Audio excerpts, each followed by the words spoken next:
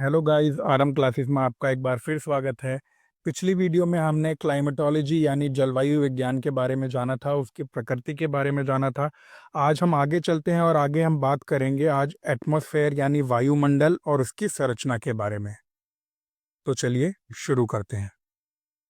तो चलिए सबसे पहले हम जानते हैं कि वायुमंडल क्या होता है, यानी जिसे हम इंग्लिश में एटमॉस्फेयर भी कहते हैं।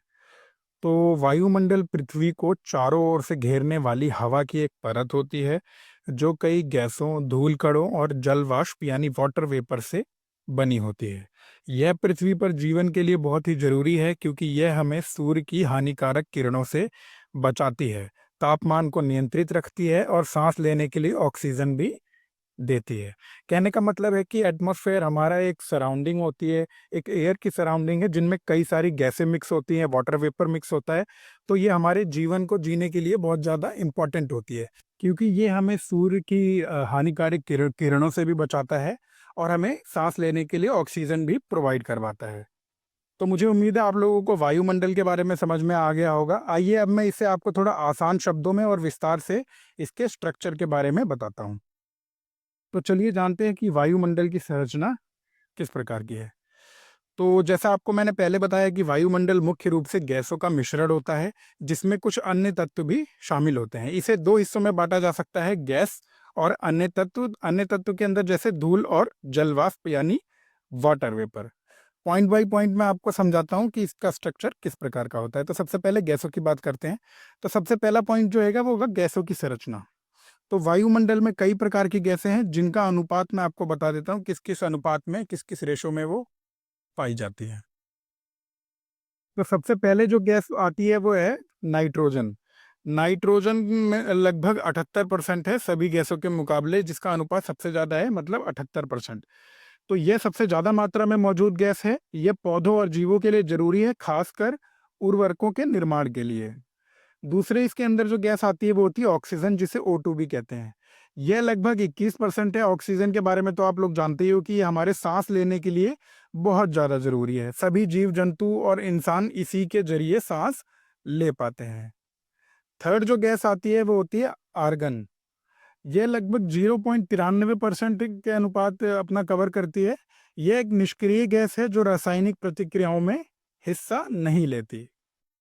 मतलब कि ये अन्य पदार्थों के साथ आसानी से रिएक्शन यानी प्रतिक्रिया नहीं करती, इसलिए इसका उपयोग विभिन्न औद्योगिक प्रक्रियाओं में एक परीक्षण गैस के रूप में किया जाता है। इसके बाद जो फोर्थ इसमें पॉइंट है वो है कार्बन डाइऑक्साइड यानी CO2।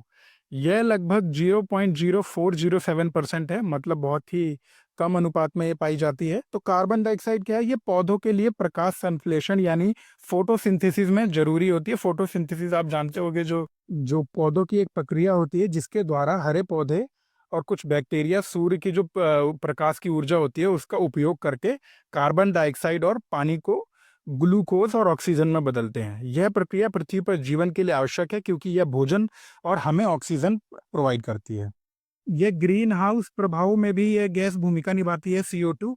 क्योंकि ये CO2 से क्या होता है, पृथ्वी को एक गर्म गर्म रखने में इसमें मदद मिलती है।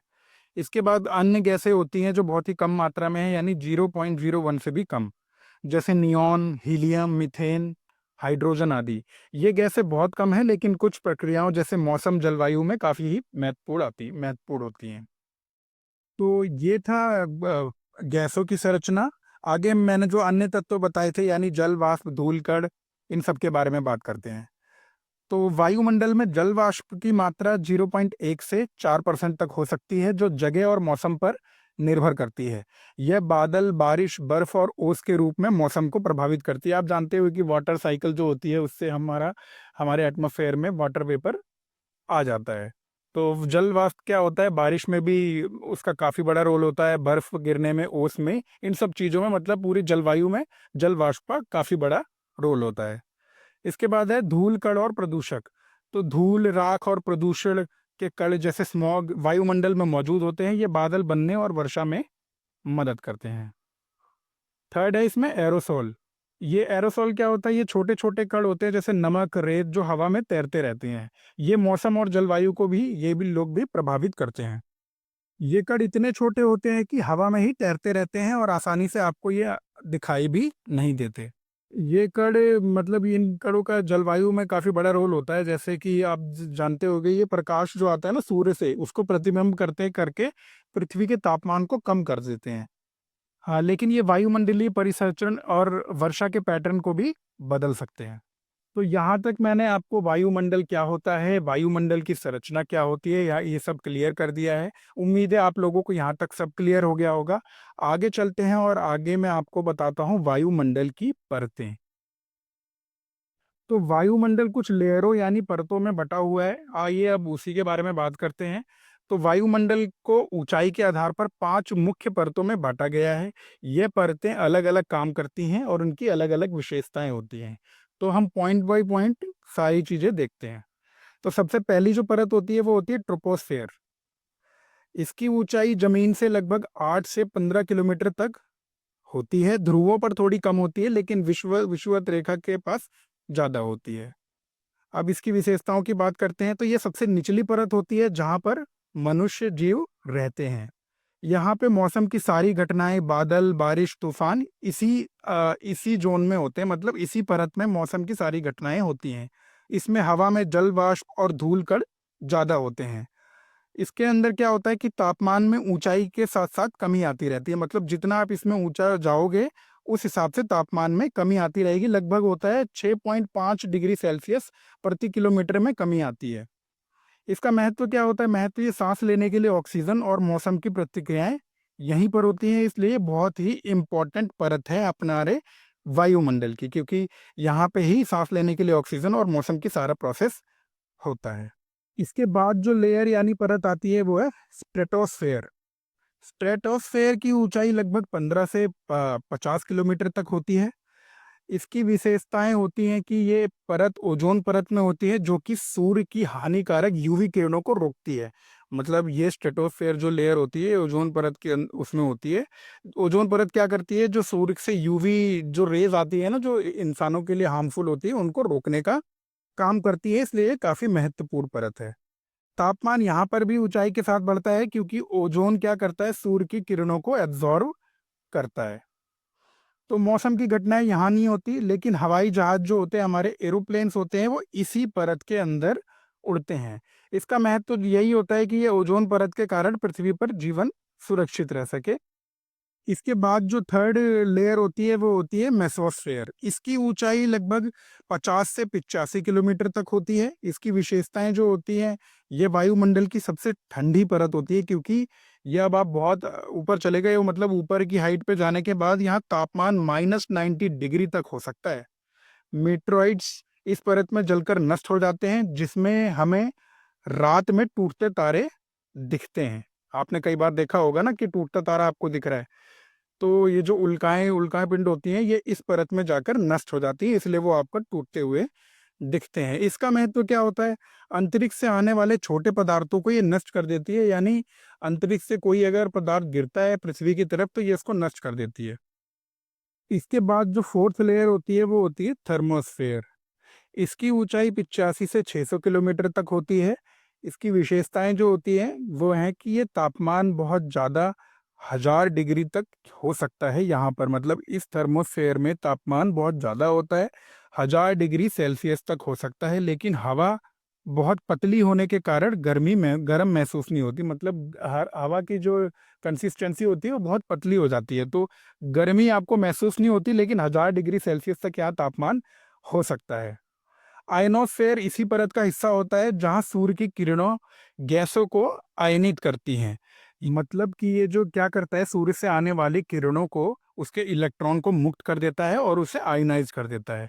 तो आ, आयनोस्फेयर में रेडियो तरंगों को परावर्तित करने की क्षमता होती है, मतलब जो हमारी रेडियो फ्रीक्वेंसी होती है, जिससे आप टीवी और रेडियो वगैरह देख पा रहे हो, जिससे लंबी दूरी का संचार कर पा रहे हो, उसको उसके संचार में हमारी काफ़ी मदद करती है आयनोस्फेयर।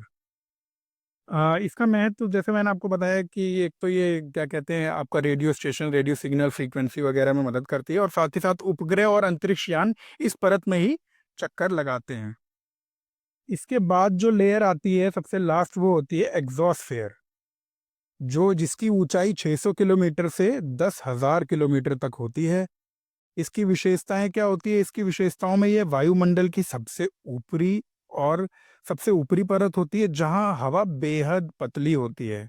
गैस के कण अंतरिक्ष में चले जाते हैं, और यह इसका महत्व क्या होता है कि यह पृथ्वी और अंतरिक्ष के बीच का संक्रमण क्षेत्र है, जहां पर एटम यानी अणु एक दूसरे से बहुत कम टकराते हैं और हल्के गैसों जैसे हाइड्रोजन और हीलियम आसानी से अंतरिक्ष में पलायन कर सकती हैं। यह परत उपग्रहों के लिए भी महत्वपूर्ण है, क्योंकि कई उपग्रह इसी परत में परिक्रमा करते हैं, और इसे पृथ्वी के वायुमंडल की सबसे बाहरी सीमा कहा जाता है।